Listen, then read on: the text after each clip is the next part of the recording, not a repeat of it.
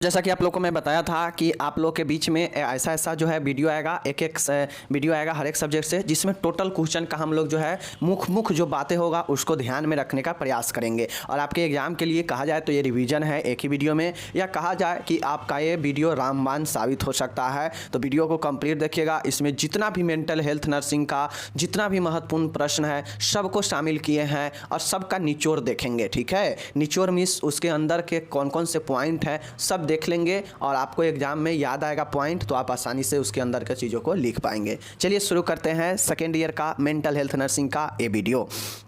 आपके सामने प्रश्न है कि मानसिक रोगियों के प्रति गलत अवधारणा या भेदभाव का वर्णन करना है। ठीक है, तो देखिए किसी भी व्यक्ति के जो मानसिक रूप से पीड़ित होता है उसके प्रति लोगों का क्या गलत अवधारणा होता है या क्या भेदभाव करते हैं उसको बताना है। ठीक है, आपसे भी पूछा जाएगा। चलिए, समाज के लोगों को मानसिक रोगों के प्रति गलत अवधारणा मुख्यतः अंधविश्वास व अज्ञानता के कारण उत्पन्न होती है। इसमें कौन कौन से पॉइंट होगा, हमसे पॉइंट कहीं देखेंगे। तो पहला है मानसिक रोगों के का कारण दैवीय शक्ति होती है। लोगों का ये मानना है कि मानसिक का जो रोग है वो दैवीय शक्ति है। दूसरा है मानसिक रोग अनुवांशिक होते हैं। लोगों का यह भी मानना है कि यह अनुवांशिक होता है, यानी पीढ़ी दर पीढ़ी। मानसिक रोगों का कोई उपचार नहीं है। लोगों का यह भी मानना है कि मानसिक रोग का कोई उपचार नहीं है। ठीक है, ये सब गलत अवधारणा है या ये भेदभाव करने का तरीका है।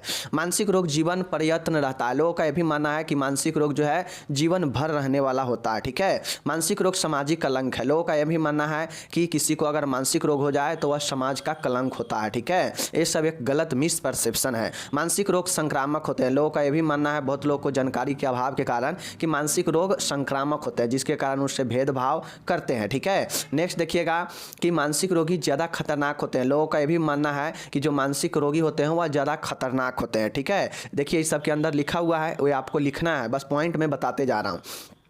एक समान व्यक्ति कभी असमान नहीं हो सकता है। लोगों का यह भी मानना है कि जब किसी व्यक्ति को मानसिक रूप से बीमार हो जाए तो वह कभी भी समान नहीं हो सकता, जो कि ये गलत चीज़ें हैं। नौवां देखिएगा, मानसिक रोगों का उपचार केवल पागल खाने में ही संभव है। लोगों को ये पता है या फिर वो उसका मिथ्या है, गलत विश्वास है कि लोग मानते हैं कि इसका इलाज जो है सिर्फ पागल खाना ही है। ठीक है, मानसिक रोगों का व्यवहार हमेशा विचित्र होता है। लोगों का ये मानना है कि जो मेंटली रूप से इल पेशेंट होते हैं उसका जो बिहेव है वो हमेशा बिजेयर होता है, मतलब विचित्र होता है। ठीक है, नेक्स्ट यहाँ पे देखिएगा कि मानसिक रोग संभावना बच्चों और वयस्कों में कम होती है। लोगों का ये मानना होता है कि जो मानसिक रोग है वो बच्चे और वयस्कों में कम होता है, जबकि ऐसा नहीं है। ठीक है, समय के साथ साथ मानसिक रोग ठीक हो जाता है। लोगों को ये भी मानना है कि समय के साथ खुद से खुद जो है मानसिक रोग ठीक हो जाता है, जो कि ये सब एक सिर्फ और सिर्फ क्या है, मिसपरसेप्शन है, मतलब एक अवधारणा है लोगों का। ठीक है, हो गया। अब एक क्वेश्चन और बनता है कि भाई साइकेट्रिक नर्सिंग का प्रिंसिपल सिद्धांत लिखे, आपसे भी पूछा जाएगा। ठीक है, तो मनोरोग के विज्ञान के नर्सिंग के मूल सिद्धांत क्या है देख लीजिए। प्रत्येक व्यक्ति में मूलभूत योग्यताएं, क्षमताएं एवं समर्थ आदि गुण होते हैं। बिल्कुल सही है। इन गुणों का विकास भावनात्मक वातावरण में अधिक तेजी से होता है। ठीक है, इमोशनल एनवायरनमेंट में। अतः यह सिद्धांत रोगी की सुरक्षा, सुविधा व विकास के लिए भावनात्मक वातावरण तैयार करने में सहायता करते हैं। वह इसके साथ ही इन सिद्धांतों को प्रयोग द्वारा नर्स की ऊर्जा और समय की बचत होती है। मनोरोग के सिद्धांत निम्नलिखित है। ठीक है, सिद्धांत के मतलब होता है कि नर्स द्वारा मानसिक रूप से बीमार मरीजों को कैसे अच्छे से देखभाल किया जाएगा, उन बातों को ध्यान में रखना। ठीक है, पहला जो बातें हैं वो रोगी को उसकी वास्तविकता में जो है स्वीकार करना, एक्सेप्ट करना, मतलब रोगी जिस कंडीशन में है उसी कंडीशन में उसे समझे, स्वीकार करे। ठीक है, चिकित्सीय उपकरण के रूप में स्वयं की समझ में काम लेना। अब जितने भी चिकित्सीय उपकरण है उसका समझ होना और उसका काम लेना नर्सिंग का यह सिद्धांत होता है। नेक्स्ट देखिएगा कि रोगी में सुरक्षा की भावना बनाए रखने के लिए सतत व्यवहार करना। जो रोगी होते हैं उसमें सिक्योरिटी मिले, उसको ऐसा जो है उसे पूरा विश्वास दिलाना चाहिए कि आप यहाँ सुरक्षित है। ठीक है, रोगी को स्वीकारात्मक तरीके से विश्वास प्रदान करना। रोगी को जो है आपको विश्वास दिलाना पड़ेगा। ठीक है, कि आप जो है बिल्कुल यहाँ पे अच्छे हैं और आप अच्छे हो जाएंगे, ये विश्वास दिलाना पड़ेगा। रोगी के व्यवहार में बदलाव भावनात्मक अनुभवों के आधार पर लाना। ठीक है, जो भी एक्सपीरियंस है उस एक्सपीरियंस के आधार पर व्यक्ति के भावनाओं को जो है बदलना, ठीक है, व्यवहार को बदलना। नेक्स्ट है रोगी में अनावश्यक चिंता की वृद्धि को रोकना चाहिए, मतलब रोगी में बिना फालतू के कोई चिंता है उसको रोकना चाहिए। ये सब नर्सिंग का एक सिद्धांत होता है, अच्छी अच्छी बातें हैं। NPR नर्स पेशेंट उपचारात्मक एवं यथार्थवादी नर्स रोगी संबंध बनाए रखे, मतलब TNPR बनाए रखे। रोगी के व्यवहार को समझने हेतु वस्तुनिष्ठ एवं और निर्णायक दृष्टिकोण रखना, मतलब रोगी के व्यवहार को समझने के लिए ज़्यादा जटिल चीज़ें नहीं रखे, ऑब्जेक्टिव रखे, उद्देश्य रखे जो व्यक्ति अच्छे से समझ सके, ठीक है। नेक्स्ट देखिएगा रोगी और मौखिक दबाव से यथासंभव बचे। रोगी को जो है शारीरिक और मौखिक मतलब फिजिकली और जो है ओरली यानी वर्बल रूप से उसे दबाव प्रेशर नहीं करे, इससे बचना चाहिए नर्स को। मनोरोग विज्ञान नर्सिंग में रोग के व्यवहार एवं उसके कार्यों को समझने का प्रयत्न करना चाहिए, ठीक है। मनोरोग विज्ञान में नर्सिंग के व्यवहार और जो कार्य है उसको समझना बहुत जरूरी है, ठीक है। रोगी के ज्ञान स्तर के अनुसार उसकी देखभाल में काम आने वाली विधियाँ उसे समझाई जानी चाहिए और आप नर्स आपके द्वारा जो भी विधियाँ उपयोग किया जाएगा उसे पेशेंट को जरूर समझाना चाहिए ताकि पेशेंट के अंदर कोई डर का माहौल न बने। नर्स द्वारा रोगी को देखभाल के समय नर्सिंग के मूल सिद्धांतों का पालन करना चाहिए। एक सिद्धांत ये भी है कि नर्सिंग का जो भी मूल सिद्धांत है उसको ध्यान में रखते हुए देखभाल करना चाहिए। तो हो गया समाप्त, प्रिंसिपल हो गया समाप्त। अब एक क्वेश्चन आता है मानसिक स्तर का परीक्षण, ठीक है, MAC। तो देखिए मानसिक स्तर का परीक्षण जो है यह मानसिक स्थिति का एक मूल्यांकन करना होता है जिसमें जो साइकोलॉजिस्ट होते हैं, जो मनोचिकित्सक होते हैं, वह इंटरव्यू के द्वारा, ठीक है, मानसिक क्रियाशीलता एक्टिविटी को जानते हैं कि व्यक्ति कितना ज़्यादा मानसिक अच्छे स्तर का है या नहीं है। जैसे उसके जो है इमोशन का जानते हैं, थॉट विचार का, मूड का, मन का, ध्यान का, मेमोरी का, जजमेंट पावर का, इस सब का मूल्यांकन करते हैं कौन, मनोचिकित्सक इंटरव्यू के माध्यम से और व्यक्ति के मेंटल स्थिति के बारे में जानते हैं, परीक्षण करते हैं, ठीक है। इसमें परीक्षण का जो रूपरेखा है, पहला है समान बाहरी रूप एवं व्यवहार। पहला जो चीज़ें होता है वह बाहरी रूप और व्यवहार का, ठीक है ना, अपीयरेंस एवं बिहेवियर का जो है आकलन करते हैं। अब इसमें निम्न चीज़ें यहाँ पे दिया गया है जो कि मैं आपको पहले बता चुका हूँ। दूसरा जो होता है आवाज़ व स्पीच एंड टॉक का जो है तरीके के बारे में जानते हैं कि पेशेंट कैसे बातें कर रहा है, कैसे उसका आवाज़ है, ठीक है। नेक्स्ट है उसका मन कैसा है, मनोदशा कैसा है, विचार उसका कैसा है, इस चीज़ का जांच करते हैं, ठीक है। उसके बाद पांचवा जांच करते हैं उसका परसेप्शन, अवबोधन करने का क्षमता कितना ज़्यादा है, उसके अंदर इंसाइट अंतर्दृष्टि कितना अच्छा है, उसका कंसंट्रेशन ध्यान केंद्रित कितना अच्छा है किसी चीज़ पर, उसका मेमोरी कैसा है, मेमोरी पावर, इस चीज़ का आकलन करते हैं और जजमेंट कैपेसिटी, जजमेंट पावर का भी आकलन करते हैं। तो यही MSc के अंतर्गत ये सारे चीज़ें आज तक यानी 9 पॉइंटें ध्यान में रखिएगा, ठीक है। चलिए अब यहाँ पे एक और क्वेश्चन आता है उपचारात्मक नर्स मरीज संबंध क्या है, विशेषता लिखे। TNPR क्या होता है, तो देखिए TNPR जो होता है यह नर्स और मरीज के बीच एक योजनापूर्ण, उद्देश्यपूर्ण और अंतःक्रिया का अंतिम श्रृंखला का परिणाम होता है जिसमें मरीज और पेशेंट के, मरीज और नर्स के बीच एक संबंध बनता है, एक संबंध स्थापित होता है जहाँ पे जो नर्स होती है मरीज की सहायता हेतु ये चीज़ों को स्थापित करती है, ये संबंध बनाती है। अब कोई नर्स और पेशेंट के बीच से किसी भी संबंध सहायता के लिए क्या मकसद हो सकता है, उसका विशेषता और महत्व आप लोग लिखिएगा। TNPR का आपसे अवस्था पूछ सकता है, इसका फेज पूछ सकता है कि TNPR जो होता है वो कितने फेज में समापन होता है, ठीक है। तो पहला फेज होता है पूर्व अंतःचरण मतलब प्री इंटरेक्शन फेज। अब इसमें क्या होता है आप लोग ध्यान में रखिएगा। दूसरा है प्री इंटरेक्शन के बाद ओरिएंटेशन फेज यानी परिचय फेज होता है, ठीक है। उसके बाद देखिएगा तीसरा है कार्य एवं अथवा चिकित्सीय चरण, ठीक है। तीसरा जो है कार्य और चिकित्सीय चरण है। चौथा है यहाँ पे द एंड प्रोसेस है मतलब समापन चरण है। कुल 4 प्रकार होता है TNPR के अवस्था में, ठीक है। अब यहाँ पे आ गया स्किज़ोफ्रेनिया। साथियों स्किज़ोफ्रेनिया क्या होता है इस चीज़ को आपको समझना पड़ेगा। तो स्किज़ोफ्रेनिया समझने के लिए आपको जो है बहुत ही अच्छा से समझना पड़ेगा। सबसे पहले जानिए स्किज़ोफ्रेनिया होता क्या है, ठीक है। तो देखिए स्किज़ोफ्रेनिया जो होता है इसमें व्यक्ति का समान सोचने का व्यवहार महसूस, ठीक है, और साथ में उसके जो योग्यता होता है व्यक्ति के अंदर से खत्म हो जाता है, ठीक है। व्यक्ति जो है वास्तविकताओं को जो है दूर कर देता है और व्यक्ति को को जो है सारा चीज़ें जो है उसे भ्रमित होने लगता है, ठीक है। व्यक्ति का स्मृति लोप होने लगता है, व्यक्ति हिंसक होने लगता है, ठीक है। व्यक्ति जो है उसका व्यवहार असमान हो जाता है, थिंकिंग बहुत ज़्यादा डिफरेंट हो जाता है, वह दूसरे पर शक करने लगता है। तो यही जो है क्या होता है, चिड़चिड़ा हो जाता है, और यही जो है मानसिक विखंडता होता है, ठीक है। अब इसका क्या क्या लक्षण हो सकता है, देख लीजिए लक्षण। तो लक्षण जो होता है इसका जो है लक्षण अलग अलग होता है। पहला जो चिन्ह और लक्षण होता है यह आधारभूत लक्षण होता है। आधारभूत लक्षण में उभय भाविका एम्बिविलियंस होता है, ऑटिज्म होता है, एफेक्ट डिस्टर्बेंस होता है और विचारों की भिन्नता होता है। तो ये जो है आधारभूत लक्षण में 4 प्रकार होता है, जो कि मैं बता दिया, यहाँ पे ध्यान रखिएगा। दूसरा है पहले और दूसरे दर्जन का लक्षण होता है। तीसरा है क्लिनिकल फीचर होता है। क्लिनिकल फीचर कहा जाए तो कुछ ऐसे फीचर होते हैं जो व्यक्ति को लक्षण दिखाई देते हैं, जैसे चिंता का विकार होता है, भावनाओं का विकार होता है, मतलब इमोशन का, व्यवहार का विकार होता है, अवबोधन के विकार होता है, इच्छा के विकार होता है, ठीक है ना, मतलब उसके इच्छा में कमी आती है, सक्रियता एक्टिविटी पर प्रभाव पड़ता है और एकाग्रता पर प्रभाव पड़ता है, मतलब पूर्ण तरीका से व्यक्ति के हर चीज़ों पर यहाँ पे प्रभाव पड़ता है, ठीक है ना। तो ये सब चीज़ें जो है व्यक्ति के क्लिनिकल फीचर होता है, जो कि आप लोग देख लीजिए। यहाँ से भी समझ सकते हैं किसी भी व्यक्ति का अगर सिजोफ्रेनिया होता है तो उससे थिंकिंग में प्रॉब्लम होगा, इमोशन में प्रॉब्लम होगा, व्यवहार में प्रॉब्लम होगा, अवबोधन में प्रॉब्लम होगा, इच्छा में प्रॉब्लम होगा, सक्रियता पर प्रभाव पड़ेगा, कंसंट्रेशन पर प्रभाव, अटेंशन एकाग्रता पर प्रभाव पड़ेगा। तो ये क्लिनिकल लक्षण हो गया। अब नर्सिंग प्रबंध देखिए, इधर जो है नर्सिंग निदान किस चीज़ का किया जाएगा, इधर समस्या होगा और इस साइड जो है आपको नर्सिंग निदान लिखना पड़ेगा कि इस समस्या सब में आप क्या नर्सिंग निदान देंगे, ठीक है। चलिए मैं यहाँ पे नर्सिंग निदान है। पहला जो है बदले हुए विचार यानी भ्रांतियाँ।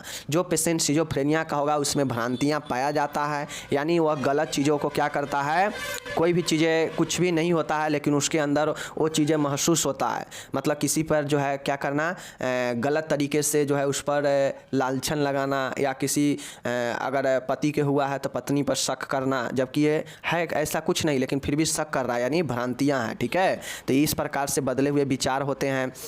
दूसरा है भ्रम होता है, परिवर्तित अवबोधन होता है, मतलब कोई और चीज़ और उसको गलत समझ रहा है, तो परिवर्तित अवबोधन, मतलब सिजोफ्रेनिया के पेशेंट में भ्रम और भ्रांतियाँ दोनों होता है। अंतः प्रेरक व्यवहार, व्यक्ति के जो अंतः प्रेरक व्यवहार होता है इसमें गड़बड़ी के क्या क्या करेंगे आपको लिखना पड़ेगा, ठीक है। उपचारात्मक आदेशों को न मानना, कोई ऐसे पेशेंट है सिजोफ्रेनिया के जो थेरेपेटिक आदेशों को नहीं मान रहा है, उपचार को नहीं मान रहा है, तो आप इसमें कैसे इसके लिए मनाने का कोशिश करेंगे, ठीक है ना। भोजन करने से इनकार करना, ऐसा भी पेशेंट हो सकता है जो भोजन करने से इनकार कर दे, तो ये सब में आपको नर्सिंग मैनेजमेंट लिखना है, ठीक है। अब चलिए यहाँ पे देखिए, इसका हम लोग क्या देख लिए, सिजोफ्रेनिया का कारण नर्सिंग प्रबंध देख लिए।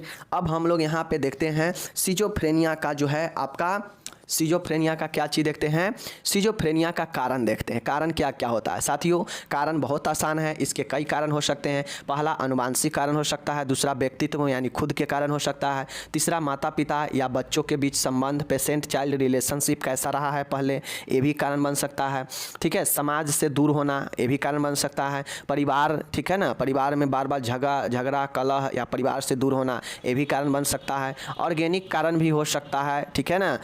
उसके बाद चयापचय तथा जीव रासायनिक विकार यानी मेटाबॉलिक और बायोमेलिक दोनों जो है डिस्टर्बेंस होने से भी, जैसे डोपामाइन जो स्तर होता है ब्रेन में जो सीक्रेट होने के बाद इसमें स्तर बढ़ने से प्रॉब्लम भी हो सकता है, ठीक है। तो ये चीज़ समझ गए।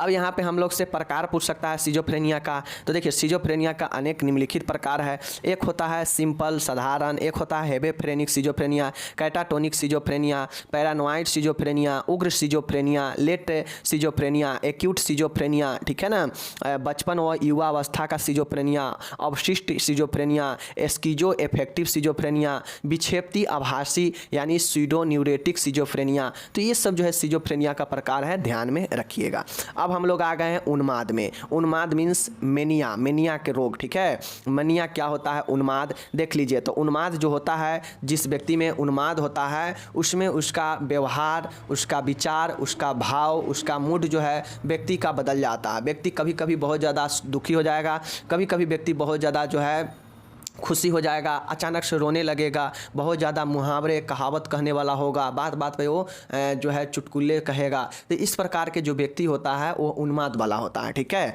अब उन्माद का जो प्रकार होता है चलिए हम लोग यहाँ पे देखते हैं, ठीक है। उन्माद में होता है हाइपोमेनिया मतलब कम उन्माद, एक होता है एक्यूट उन्माद मतलब तेजी से आने वाला उन्माद, एक होता है डेलीरियस मेनिया प्रलापक उन्माद मतलब प्रलय मचाने वाला उन्माद, चौथा होता है मिथ्या विश्वास से संबंधित उन्माद डेलूजनल मेनिया मतलब मिथ्या, ठीक है ना। पुराना उन्माद एक क्रॉनिक उन्माद हो सकता है, सेकेंडरी मेनिया दूसरे दर्जे का उन्माद हो सकता है, ठीक है। अब हो गया उन्माद के हम लोग प्रकार देख लिए। अब हम लोग यहाँ पे उन्माद के कारण देखते हैं कि उन्माद किन किन कारणों से आ सकता है। तो साथियों उन्माद यहाँ पे अलग अलग कारणों से आ सकता है, जैसे आंशिक का अनुवांशिक कारण हो सकता है, मनोवैज्ञानिक कारण हो सकता है, पारिवारिक कारण हो सकता है, आर्थिक सामाजिक कारण हो सकता है और अन्य कारण हो सकता है। मतलब जो सिजोफ्रेनिया का जो लक्षण होता है उसमें जो क्लिनिकल फीचर आप लोग देखे हैं ना, सेम यहाँ भी उसको लिख दीजिएगा तो आप लोग जो है सही हो जाएगा, ठीक है। चलिए अब यहाँ पे उन्माद के हम लोग कारण देख लिए, अब हम लोग इसका लक्षण देखते हैं। उन्माद जब किसी व्यक्ति में होता है तो उसका मूड में बाधा आता है, मूड में डिस्टरबेंस आता है, चिंतन में विकार आता है, थिंकिंग में प्रॉब्लम आता है, बिहेवियर में उसको डिस्टरबेंस होता है, ठीक है, और व्यक्ति में परसेप्शन का भी बहुत प्रॉब्लम होता है। तो ये सब जो है आपके लक्षण होते हैं, ठीक है। चलिए अब हम लोग यहाँ पे देखते हैं क्या देख लिए, कारण देख लिए, लक्षण देख लिए। अब हम लोग यहाँ पे देखेंगे मेनिया का क्या चीज़, मेनिया का हम लोग प्रकार भी देख लिए।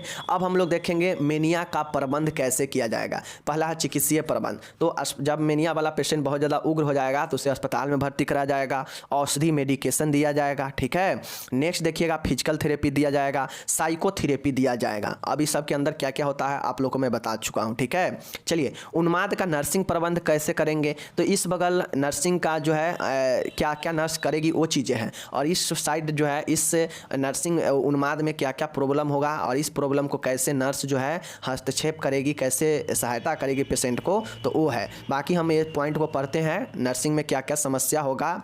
उन्माद वाले पेशेंट बहुत ज़्यादा हाइपर एक्टिव हो जाता है, चोट का उसे खतरा रहता है, हिंसा का खतरा रहता है। तो इन सब से बचाने का प्रयास करना पड़ेगा आपको, जो कि इस साइड लिखा गया है, ठीक है।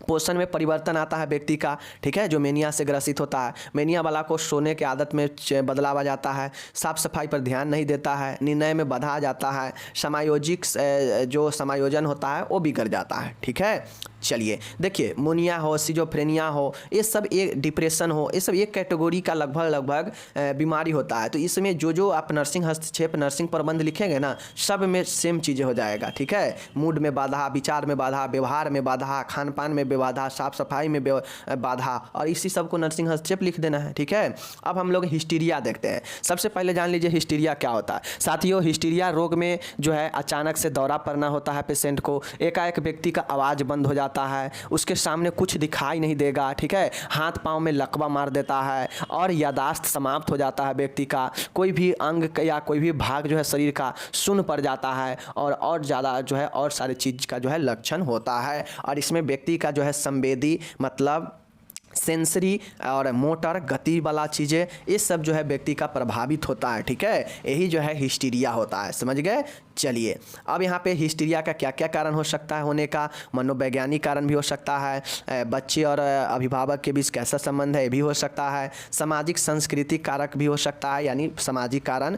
और एक कारण आप लोग देख लिए। अब लक्षण देखिए हिस्टीरिया वाला पेशेंट का किन किन अवस्था में लक्षण होता है। तो पहला है शारीरिक लक्षण। शारीरिक लक्षण में गति उसका कैसा है, जैसे शरीर का कंपन, असमान चाल, दौरा पड़ना, एक गति से रिलेटेड है। संवेदी मतलब जानते हैं कि पीड़ा होना, दर्द होना, ठीक है ना, दुख होना, ऐसे संवेदी लक्षण है। विशेष संवेदी लक्षण होता है, अंतरांगी लक्षण होता है, जैसे बोलने में कठिनाई होना, निगलने में कठिनाई होना, उल्टी होना, हिचकी होना, स्वर हानि, मूत्र में रुकावट, ये सब अंतरांगी विसरल सिम्पटम्स है, ठीक है।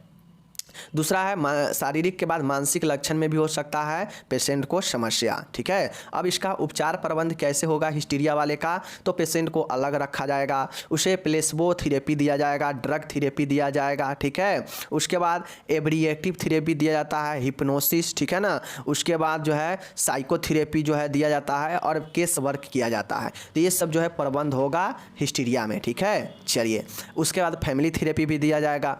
नर्स में जो नर्सिंग प्रबंध होगा उसमें क्या क्या होगा, तो परिवर्तित सोच प्रक्रिया होगा, मतलब उसके थिंकिंग प्रोसेस को बदला जाएगा। प्रभावहीन उसका व्यक्ति का जो व्यक्तिगत है वो प्रभावहीन है, तो उसके लिए आप नर्सिंग देखभाल करेंगे। उसके संवेदी अनुभूति मतलब सेंसरी भाग जो अगर काम नहीं करेगा तो उसको कैसे बदलाव करेंगे, उसको देखभाल करेंगे। आत्मसंबल में कमी आएगा तो उसको देखभाल करेंगे। तो ये सब चीज़ें जो है हिस्टीरिया में होता है उसको देखभाल करेंगे। ठीक है। नेक्स्ट देखिएगा, यहाँ पे है अनिवार्य क्रियाबद्धता या स्नायु विक्षिप्त ओसीडी क्या होता है बताना है। ठीक है, ओसीडी के बारे में। तो देखिए ओसीडी जो आपका होता है इसमें व्यक्ति जो होता है वह एक ही कार्य को या उसके दिमाग में कोई ऐसा विचार आता है जो बार बार उससे आता है। ठीक है, लेकिन वह व्यक्ति जानता है कि यह विचार गलत है, ये चीज़ें गलत है, किंतु उससे दिमाग से हट नहीं पाता है, वो चीज़ें उसमें बार बार आता है। ठीक है, और इसी बार बार आने को हम लोग ऑब्सेशन बोलते हैं। ठीक है, ऑब्सेशन मतलब ऑब्सेसिव बोलते हैं। ठीक है, कंपल्सिव होता है कि जो दिमाग में चीज़ें आ रहा है, जो बार बार चीज़ें आ रहा है, भले वो गलत है, भले वो चीज़ें गलत क्यों ना है, लेकिन वो दिमाग में हमें बार बार आ रहा है। भले हम वो चीज़ें पहले कर चुके हैं, काम ख़त्म है, लेकिन फिर भी हमें दिमाग में बार बार आ रहा है कि नहीं ये काम हम नहीं किए हैं, काम सब ये अधूरा है। तो यही चीज़ें हमें जो है क्या करता है, कंपल्सिव करता है, यानी बाध्य करता है काम को करने के लिए। जो बार बार दिमाग में आता है और उसको बाध्य करेगा बार बार करने के लिए, तो वही जो है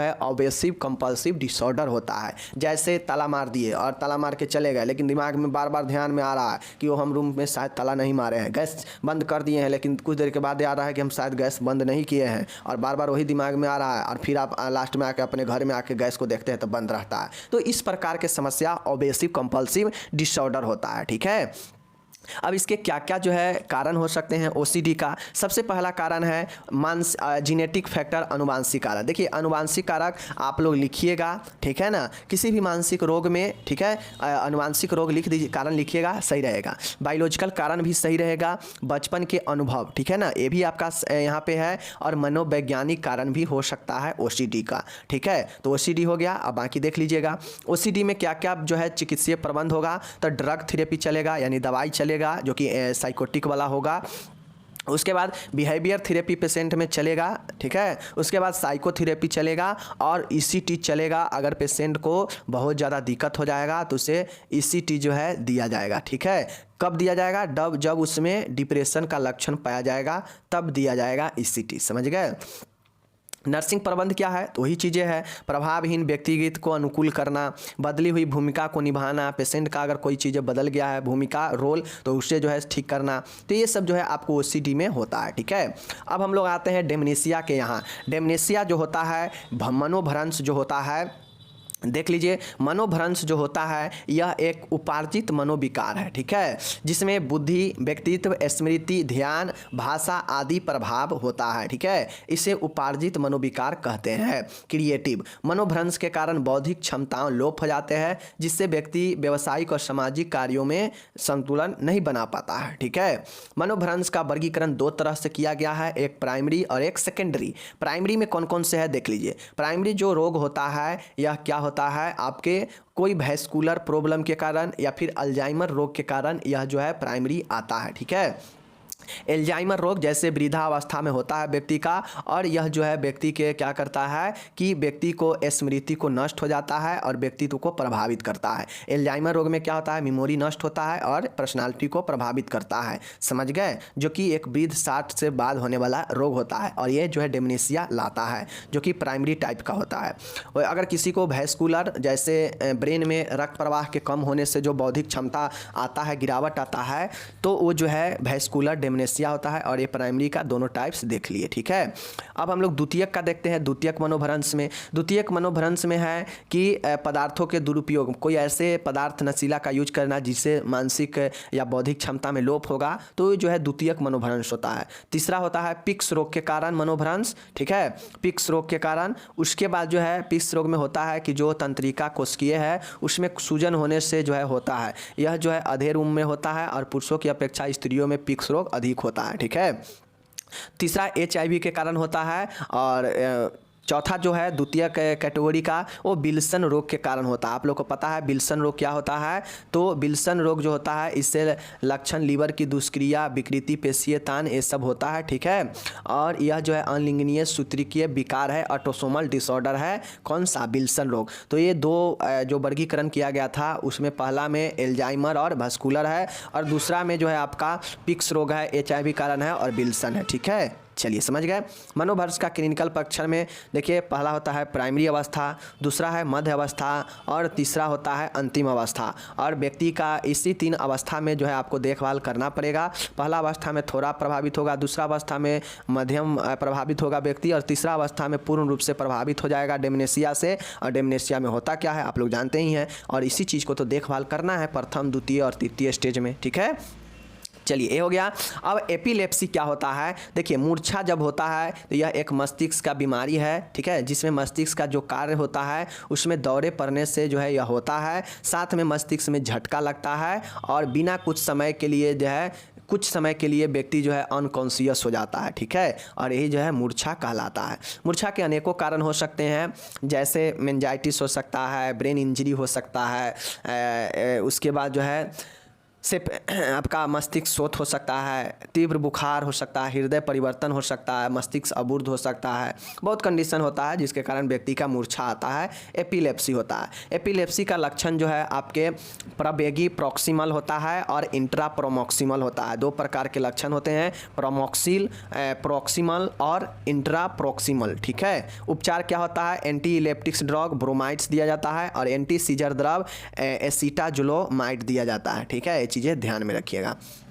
हो गया। अवसाद क्या होता है, डिप्रेशन क्या है, डिप्रेशन एक मानसिक रोग है जिसमें मन बहुत ज़्यादा दुखी, विचार की कमी हो जाता है, और मन का जो प्रेरित करने वाला जो चीज़ें हैं उसमें कमी आ जाता है। बहुत ज़्यादा घोर दुख में जो है जीवन व्यतीत होने लगता है, व्यक्ति बहुत ज़्यादा जो है क्या होता है दुखी हो जाता है अपने जीवन से। और वही डिप्रेशन का कारण अनुवांशिक हो सकता है, जैव रसायन जैसे नॉन पेरिफेरिन और सेरोटोनिन और डोपामाइन के स्तर में कम हो जाना, ठीक है। और मनोवैज्ञानिक कारण में बहुत सारी चीज़ें के प्रेशर हो सकता है। चौथा सामाजिक कारण भी हो सकता है। अब अवसाद के लक्षण देखिए, सोच थिंकिंग में कमी, अवसाद मनोप्रेरक मंदता आ जाएगा। उपचार क्या है, ड्रग में एंटी डिप्रेसेंट टेट्रासाइक्लिक दवाई दिया जाता है, फिजिकल थेरेपी में ECT दिया जाएगा, साइकोथेरेपी में जो भी ग्रुप थेरेपी, बिहेवियर थेरेपी ये सब दिया जाएगा, ठीक है। भय क्या होता है, तो भय एक विकार है जिसमें व्यक्ति किसी भी स्थिति में बिना किसी कारण के किसी भी वस्तु से किसी भी परिस्थिति में अपने आप को जो है क्या होता है कि अपने आप को जो है बहुत ज़्यादा जो है क्या अपने आप को घोषित कर लेता है कि उसे बिना किसी कारण से जो है डर लगने लगता है, तो व्यक्ति भय हो जाता है, ठीक है। यही फोबिया होता है। फोबिया का वर्गीकरण देख लीजिए, अकेले रहने से डर, या अकेले रहना, या फिर भीड़ से डर लगना, सामाजिक फोबिया और विशिष्ट फोबिया हो सकता है। विशिष्ट फोबिया आपको बहुत प्रकार के हैं जो कि आपको यहाँ पे मैं पहले बता चुका हूँ, ठीक है। फोबिया के कारण क्या हो सकता है, भय का लर्निंग थ्योरी हो सकता है, साइकोडायनामिक थ्योरी हो सकता है, कॉग्निटिव थ्योरी हो सकता है, ठीक है। चलिए भय के लक्षण है यहाँ पे देख लीजिए। भय के उपचार में औषधि के द्वारा भय दूर किया जाएगा, ठीक है, मनोचिकित्सक दिया जाएगा, इसमें ECT नहीं दिया जाता है, ठीक है। चिंता क्या होता है, एंजाइटी जो है आपका एक मनोवैज्ञानिक रोग है, साइकोलॉजिकल रोग है, जिसमें व्यक्ति जो है अपने किसी भी कारण से व्यक्ति के अंदर जो है भविष्य में होने वाली चीज़ों से उसे डर लगने लगता है और उसके प्रति वह कल्पना करने लगता है, जिससे व्यक्ति चिंता और घबराहट हो जाता है, ठीक है। चिंता का कारण अनुवांशिक रोग कारण हो सकता है, उसको बायोकेमिकल फैक्टर भी हो सकता है, और साइकोडायनामिक थ्योरी कारण हो सकता है, कॉग्निटिव थ्योरी भी कारण हो सकता है, ठीक है। तो ये हो गया कारण। चिंता के प्रकार क्या होता है, मिल्ड होता है, कम होता है, अधिक होता है, मॉडरेट होता है, सीवियर होता है, अत्यधिक होता है, और सर्वाधिक मतलब पैनिक होता है। तो ये चिंता का प्रकार है, ठीक है। चिंता में क्या क्या लक्षण होते हैं, छाती में प्रॉब्लम, निगलने में कठिनाई, ये सब होने लगता है, ठीक है। अब हम लोग चलते हैं भ्रम के ऊपर। भ्रम होता है हेलुसिनेशन। भ्रम क्या होता है, हेलुसिनेशन का मतलब होता है भ्रम कि इसमें कोई चीज़ें आपके सामने उपस्थित जो है नहीं रहेगा, लेकिन वास्तविकता देखिए किसी दर्शनीय उद्दीपक में उपस्थित न रहते हुए भी वास्तविकता का बोध करवाना मिथ्या प्रतिरक्षण या बोध कहलाता है, ठीक है। और यहाँ पे देख लीजिए व्यक्ति द्वारा वातावरण में उपस्थित वस्तु की गलत पहचान करना भ्रांतियाँ कहलाता है। मतलब जो आपका भ्रम होता है, भ्रम में आपका जो है गलत चीज़ों का जो है आप जो है आकलन कर लेना, गलत किसी पर बातें का जो है शक कर लेना, ये भ्रम होता है, ठीक है ना। कोई कुछ आपको नहीं बोला है लेकिन आपको लगेगा कि हमको कोई कुछ बोला है, तो ये क्या है, हेलुसिनेशन है, भ्रम है, ठीक है। भ्रम जो होता है सुनने का भ्रम होता है, जैसे आपको कोई आवाज़ नहीं देगा लेकिन आपको लगे हमको कोई आवाज़ दे रहा है, मतलब वो चीज़ें अनुपस्थित है, उपस्थित नहीं है लेकिन फिर भी आपको लग रहा है कि हमें कोई आवाज़ दे रहा है, ठीक है। प्राण संबंधी भ्रम, अल्फैक्टरी भ्रम, जिसमें आपको खुशबू से रिलेटेड भ्रम होगा, जैसे आपको जो है कोई ऐसा चीज़ नहीं रहेगा लेकिन आपको लगेगा कि हमको ये चीज़ का खुशबू आ रहा है, ठीक है। दृश्य संबंधी भ्रम होता है, यहाँ पे देखने से संबंधित, छूने से संबंधित भ्रम, स्पर्श संबंधी भ्रम होता है, और गैस्ट्रेटरी मतलब इसमें स्वाद से संबंधित भ्रम होता है, ठीक है। चलिए, भ्रांतियाँ क्या होता है, तो वातावरण में ऐसे चीज़ उपस्थित तो रहता है लेकिन हम उसका गलत पहचान करते हैं, जबकि भ्रांति में क्या था कि भ्रम में क्या था कि चीज़ें बिल्कुल अनुपस्थित होता है, कोई चीज़ अनुपस्थित है लेकिन फिर भी उसको हम उपस्थित मान रहे हैं, मतलब है, तो भ्रम होता है। लेकिन भ्रांति का मतलब होता है, भ्रांति में होता यह है कि व्यक्ति के जो अंदर है, भ्रांति में क्या होता है, तो भ्रांति में जो होता है वो जैसे सामने रस्सी रखा है लेकिन पता हमें महसूस हो रहा है कि सामने जो है सांप है, सामने रात में कोई चीज़ें सफ़ेद टंगा है, लग रहा है भूत है, तो ये चीज़ें क्या है, सामने कुछ उपस्थित है बट उसका गलत पहचान कर रहे हैं, तो यही भ्रांतियाँ होता है। अब भ्रांतियाँ भी उसी प्रकार से अलग अलग होता है, ऑप्टिक मतलब देखने से संबंधित एलूजन, ठीक है, ऑडिटरी सुनने से संबंधित एलूजन, कहता कुछ और है सुनते कुछ और है, टेक्टाइल एलूजन, ठीक है। तो आपके भ्रम और भ्रांतियां भी समाप्त हो गया। अब यहाँ पे मेंटल रिटार्डेशन आता है। मेंटल रिटार्डेशन क्या होता है, देख लीजिए। मेंटल रिटार्डेशन का मतलब होता है कि मानसिक औसत से बुद्धि क्षमता का कम होना, ठीक है। जैसे किसी व्यक्ति में आईक्यू लेवल 70 से कम अगर किसी का आता है तो उसे जो है मेंटल रिटार्डेड के श्रेणी में रखा जाता है, जिसमें व्यक्ति जब किसी मंद बुद्धि का होता है तो उसके सोचने, समझने, सीखने और व्यावसायिक सांस्कृतिक समायोजन बनाने में कमी आने लगता है, कमी हो जाता है, और यही मंद बुद्धि होता है। देख लीजिए, बुद्धि लब्धि का चयन जो है आप इस प्रकार से कर सकते हैं, इस श्रेणी को अच्छे से पढ़ लीजिएगा।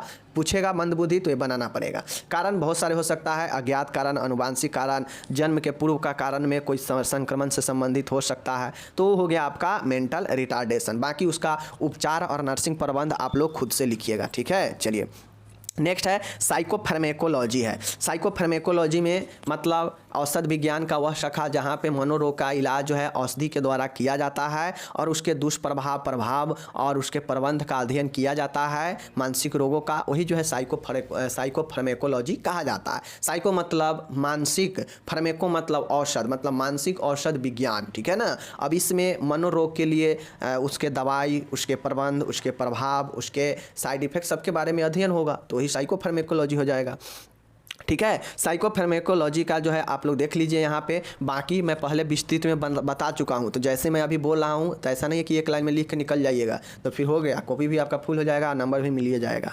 मनोरोग जो साइकोटिक ड्रग होते हैं इसका क्लासिफिकेशन देख लीजिए, याद रखिएगा। एंटी साइकोटिक को न्यूरोलेप्टिक भी कहते हैं, एंटी डिप्रेसेंट को एंटी मैनिक भी कहते हैं, मूड स्टेबलाइजर ड्रग होता है, और एंटी एंजाइटी ड्रग होता है, एंटी इलेप्टिक ड्रग होता है, एंटी पार्किंसन ड्रग होता है। और सब ड्रग के बारे में हम जो है आपको इस सभी के वर्गीकरण के बारे में चर्चा पहले कर चुके हैं, ठीक है। चलिए, अब ईसीटी के बारे में आपसे क्वेश्चन पूछ सकता है। ईसीटी क्या होता है, सीधा जान लीजिए। ईसीटी जो होता है यह एक जो है उपचार का विधि है जिसमें ऐसे खतरनाक या बहुत जो है घातक रूप से ग्रसित जो है मानसिक रोगों के उपचार में इसका काम लाया जाता है। ये जो काम करता है 2 इलेक्ट्रोड के सहायता से काम करता है, जो कि टेम्पोरल क्षेत्र में, टेम्पोरल लोब में विद्युत धारा प्रवाहित करता है और एक ग्रैंडमल सीजर, कृत्रिम सीजर उत्पन्न करता है, यानी झटका उत्पन्न करता है, ठीक है। और यही जो है आपका ईसीटी होता है, ठीक है।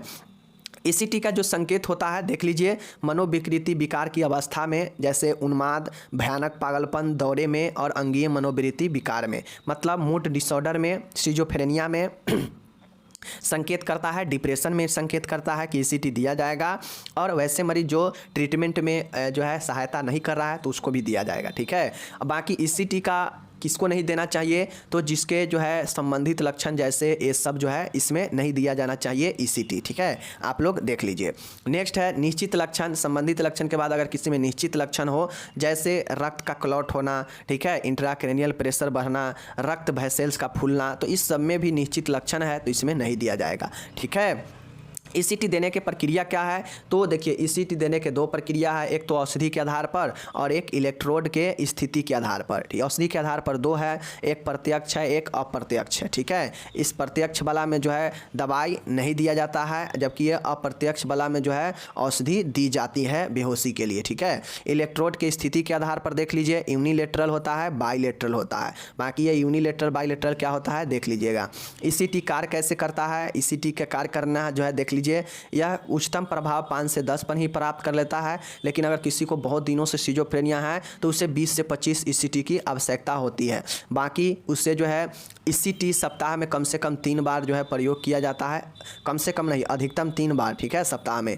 ईसीटी में प्रयोग होने वाला सामान क्या है? तो पहले अनुमति लेंगे, ईसीटी रूम तैयार करेंगे, रोगी को तैयार करेंगे। ठीक है ना, अनुमति लेने के बाद ईसीटी रूम तैयार करेंगे, ईसीटी के रोगी को तैयार करेंगे, रोगी को सही और आरामदायक बनाएंगे। ईसीटी देने से पहले इलेक्ट्रोड को सही स्थिति में लगाएंगे। ठीक है, और रोगी में सीजर उत्पन्न करना व उसका अवलोकन करना, मतलब जब ईसीटी लगाया जाएगा जो सीजर दौरा उत्पन्न होगा झटका, उसका अवलोकन करना। ठीक है, तो ये अवलोकन दो प्रकार से, एक क्रॉनिक फेज एक टॉनिक फेज। ठीक है, तो एक क्लोनिक और एक टॉनिक फेज याद रखिएगा। ओके, चौथा रिलैक्सन फेज भी होता है। ठीक है, और ईसीटी के कारण जो है जटिलता होगा, जो कि आपके सामने यहाँ पे जटिलता लिखा गया है। ठीक है, चलिए नर्स के जटिलता में आप लोग यहाँ पे देख लीजिए कि नर्स के जटिलता में जो है क्या क्या चीज़ें ईसीटी के देखभाल में नर्स 3 प्रकार से देखभाल करती है, एक ईसीटी देने से पहले, एक ईसीटी भी देने के दौरान और एक ईसीटी के बाद। ठीक है, चलिए ये हो गया आपका।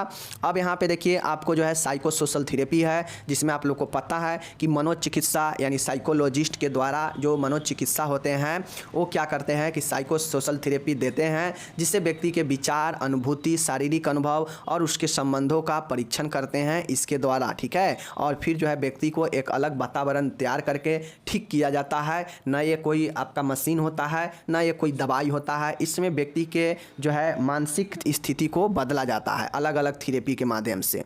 ठीक है, देख लीजिए यहाँ पे आप लोग देख लीजिए अलग अलग थेरेपी के प्रकार है, याद कीजिएगा। Individual psychotherapy, behaviour therapy, interpersonal therapy, milieu therapy, group therapy, supportive therapy, hypnosis therapy, psycho analysis therapy और एब्रिएक्शन थेरेपी, याद रखिएगा। ओके, चलिए सभी थेरेपी बता दिए।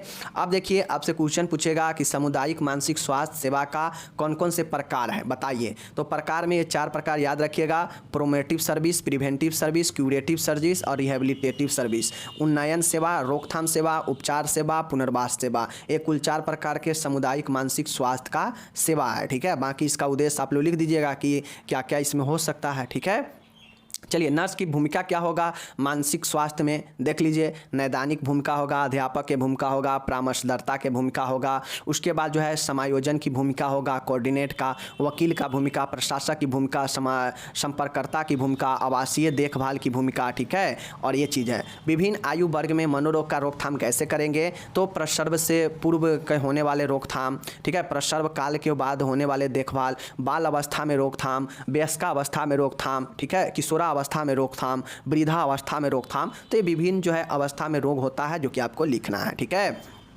मनोरोग का आपात स्थिति क्या होता है? तो मनोरोग का आपात स्थिति वह स्थिति होता है जहां रोगी को तुरंत उपचार की स्थिति होता है, जहां पे वो जो है उसके व्यक्ति के भाव, विचार और व्यवहार में परिवर्तन आ जाता है और वो वातावरण से जो है समायोजन बनाना मुश्किल हो जाता है। व्यक्ति बहुत ज़्यादा हिंसक हो जाता है, तोड़फोड़, गाली गलौज, मारपीट और खुद को भी क्षति पहुँचाने लायक हो जाता है। वही जो है आपातकाल हो जाता है मनोरोग का। ठीक है, बाकी देख लीजिए कौन कौन से इसमें आते हैं। तो ओवर रिएक्टिव हो जाता है, लो रिएक्टिव हो जाता है, आत्महत्या का प्रयास कर सकता है, मद्यपान से संबंधित आपातकाल हो सकता है, ड्रग टॉक्सिसिटी हो सकता है, विड्रॉल सिंड्रोम हो सकता है, सीवियर स्ट्रेस हो सकता है, मिर्गी आ सकता है, कुछ घरेलू हिंसा कर सकता है, ठीक है, बलात्कार कर सकता है, एड्स से संबंधित समस्या फैला सकता है। तो ऐसे व्यक्ति जो है वो आपातकालीन होते हैं। ठीक है, चलिए संकट क्या होता है साथियों? संकट यानी क्राइसिस जो होता है आप लोग को पता होना चाहिए कि संकट जो होता है इसमें व्यक्ति जो है अपने स्थितियों से जो है अपने आप को सामंजस्य नहीं बैठा पाता है। व्यक्ति का जो है कार्य बहुत ज़्यादा प्रभावित हो जाता है और अपने आप को जो है व्यक्ति ऐसे समस्या में डाल लेता है जिसके कारण वो जो व्यक्ति है तनाव में भय उत्पन्न हो जाता है, उद्वेग उत्पन्न हो जाता है और वो व्यक्ति को सामने संकट उत्पन्न हो जाता है और यही जो है संकट होता है। ठीक है, चलिए संकट देख लिए। संकट के प्रकार देखिए, एक होता है विकासात्मक संकट, एक होता है स्थितिजन्य संकट और एक होता है अचानक से आने वाला संकट, आकस्मिक संकट। ठीक है, बाकी लक्षण देख लीजिएगा आप लोग। आत्महत्या क्या होता है कि अपने आप को, जीवन को हानि पहुंचाना या खत्म करना ही आत्महत्या कहलाता है। बाकी कारण अनेकों हो सकता है, तरीका अनेकों हो सकता है। आप इसमें बचाव कैसे करेंगे नर्सिंग के रूप में आपको लिखना है। ठीक है, चलिए अब मनोरोग अस्पताल में रोगी को भर्ती और छुट्टी कैसे होता है देख लीजिए, कैसे अलग अलग तरीक़ों से। पहला है स्वैच्छिक आधार पर भर्ती होता है, विशेष परिस्थितियों में जो है भर्ती होता है व्यक्ति, और मजिस्ट्रेट के सामने में पेश करके, कोई कैदी वगैरह या पागल व्यक्ति को कोई पुलिस पकड़ता है तो मजिस्ट्रेट के सामने पेश करके उसे अनुमति लेके तब जो है भर्ती होता है। उसके बाद है मानसिक रूप से बीमार कैदी या अपराधी को भर्ती किया जाता है, यहाँ भी मजिस्ट्रेट से अनुमति लेके। आपातकालीन भर्ती होता है। ठीक है, तो ये जो है आपके भर्ती का हो गया। उसके बाद छुट्टी का होता है, तो स्वैच्छिक मतलब खुद से जो है छुट्टी लेना। उसके बाद जो है आवेदन मतलब रिक्वेस्ट करके आप ले सकते हैं छुट्टी। पुलिस के द्वारा दाखिला कराया गया रोगी को छुट्टी, मानसिक कैदियों की छुट्टी और विशेष परिस्थितियों में छुट्टी। ठीक है, तो ये सब छुट्टी का प्रकार है। ठीक है, चलिए तो इस प्रकार से आप लोग कर सकते हैं।